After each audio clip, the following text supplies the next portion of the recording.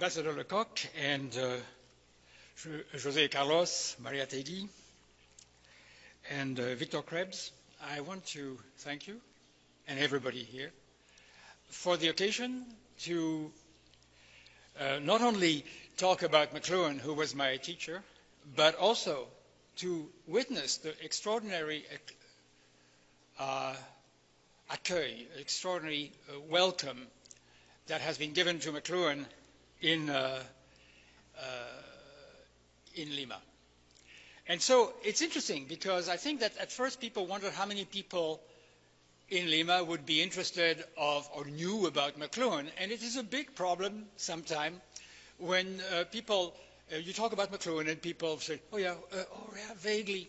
So I want to show you something which I hope you will enjoy, which is at the Fiera del Libro in Torino, a young man was interviewing people to know if they knew McLuhan. So here's the thing. I'm just going to quickly, hopefully it's going to work. No, it's not working, which is absolutely normal. It seems to me, this is really a very nasty moment, it seems to me that I have a problem with the goddess of technology. She doesn't like me. Every time I have a big occasion, and this is a big occasion, believe me, she lets me down. While all this happens, let me tell you how she let me down the worst in my career. Being the student of McLuhan, it was important for me to understand through art what was happening in the culture around me. So I explored the arts quite a bit with artists in Toronto, in various places, and I organized the first transatlantic art performance, interactive art performance in 1989. So that's really a very, very early moment to do this sort of thing. We had a satellite connection for a video conferencing link-up. I know for you that's completely passé, video conferencing. You use Skype, right? So video conferencing is, but I started the video conferencing at the time, and we had at the time a signal that came in very complicated way twice to a satellite and back to the Earth to connect Paris and Toronto on the same screen, which we did. We had Paris here and Toronto there. And we had a dancer in Paris and a dancer in Toronto, and they were dancing together, literally, in real time, across the space. That's 1989. So that's really, really very early for this sort of experiments. Believe me or not, after 3 months of hard work of getting the connection together, suddenly, in the first 35 seconds of the show, and there were 400 people in Paris and 600 people in Toronto, the signal went off. And the signal went off. This signal is back, I'm glad to say. The signal went off because a drunken driver hit a pylon in Staten Island where the signal was dropping to go back to the satellite and go down to Paris. And some drunken driver just went with his car and hit the pylon, and bingo, there was my signal. So, I call it communicatus interruptus. It was a big, dramatic moment of my life. The importance that has been given to McLuhan this year around the world shows that, in fact, there is still something to be learned from him. And this is one, and one of the better ones, of the 250 conferences that are given about McLuhan this year around the world. So he must have told us things that are really worth knowing, which is the reason why this talk is called the 10 predictions or the Decalogue of McLuhan, of Marshall McLuhan. So I have numbered them myself, and I will go in each one of them and ask you to be prepared to respond what it inspires in you. The next medium, whatever it is, may be the extension of consciousness.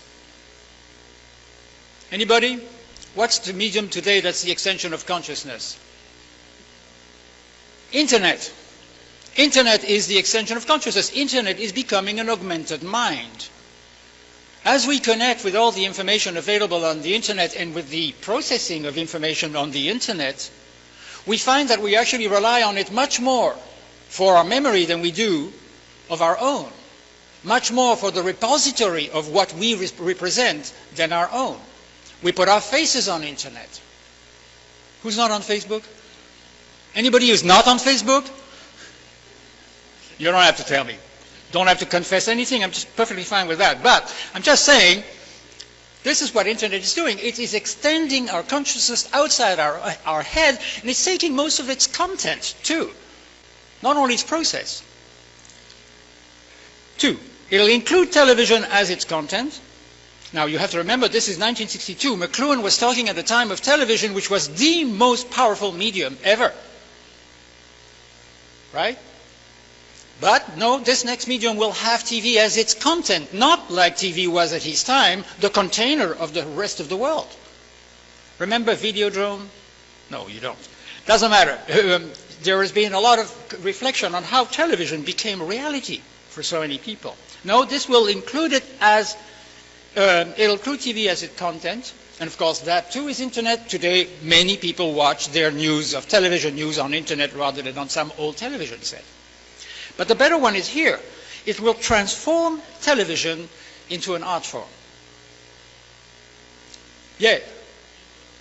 Good. See, we got somebody really intelligent in the room. YouTube is an art form. It's TV given to to everybody for whatever filming they want to do, whatever broadcasting they want to do. It's the tools of the worker, or the tools of production in the hands of the worker, because the work today is information. Not the only one, but it is a big part of the work today. YouTube is an art form, not that you can think about YouTube producing art all the time, but it's an art form because it's the tools of the most expensive medium of communication that we have invented, given for free, or practically for free, to anybody. So the idea that the next TV, the TV would be transformed in an art form was a very predictive thing. There's a very important message there, and I'll come back to it, that actually when a new technology takes over, it makes the previous technology an art form. We'll come back to explain that. A computer as a research and communication instrument. Now that doesn't seem to be very predictive. We take it for granted. We take for granted today that our computers are actually connecting to each other, and there are also systems to get, via Google and Wikipedia and other things like that, to get the information. Right? But in the time that McLuhan said that, a computer took the space of this room. That's the way it was. So the idea that one day you would carry the computer in your pocket, you'd have to be McLuhan to think that out. 5, it could enhance retrieval. McLuhan always felt that the retrieval of the past was one of the major operations done among human societies, and a computer would make that a lot easier. 6, would obsolete mass library organization. This is the most complicated one to divine or to guess, both for him to think that he would have thought about the library organization as a structure of knowledge of his own time, and say that the next medium would actually transform that structure of knowledge. Now that's more difficult to explain, but I can tell you what it is. It is tagging, what's called tag. Tag is the soul of the Internet. The Internet functions with addresses which are tagged to each other. Your name is cut into 3 or 4 parts on the Internet, and each part is going a different place. Each part has an address, which is where it has to go, and a number in the order in which it has to be rebuilt. So tagging is at the very core of the technologies that we are now using. And of course, the world is tagged. We're all tagged. We're a huge cloud of tags. Tagging is now allowing people to just connect anything to anything without having to go through some kind of order, some kind of hierarchy. Of course, we will still need order and hierarchy, but the point is, in order to get information, you just need a couple of keywords. That's a revolution in the information system. I love the number 7. It's the most beautiful. It's the most amazing. How could he have ever thought about this? Retrieve the individual's encyclopedic function. Can you guess that one? You were good with YouTube. Wikipedia. Wikipedia is potentially accessible to each one of us, not only as consumers, but as producers. Wikipedia is what we can actually construct together. And it is an encyclopedia. It is the encyclopedia of culture today, just the way Homer, the Iliad and the Odyssey in Homer's time was the encyclopedia of the ancient Greeks. An encyclopedia is the information that the tribe needs for its survival. And so this is a very powerful thing. The rest is more predictable. I mean, it's more predictable, but not in 1962.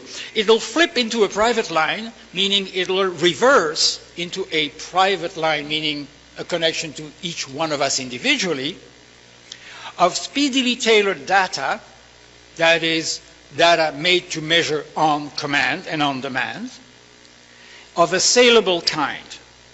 All three mean one thing: this next medium will transform the economy. Now, this is important for Peru because I understand that in Peru there is a great desire to get wired, but the penetration is not very strong yet. You're more like the Italian situation, where it too is not very strong penetration. But the point is, it's a good idea for governors to pay attention to how to handle this issue, because the economy does depend on it. It does depend on it to the extent, at least, and more so, than agriculture. In the latest figures coming from the gross national product of France, the contribution of the internet and the web and everything to do with this thing to the national gross national product was 7.6%. 7.6% is almost twice the 4% of agriculture. So in less than 20 years, a whole new economy, a whole new way of making a living, so to speak, arrives in a country like France. Hello, what's up? Hello, Marco. People are going to start interrupting me. That'll be the biscuit.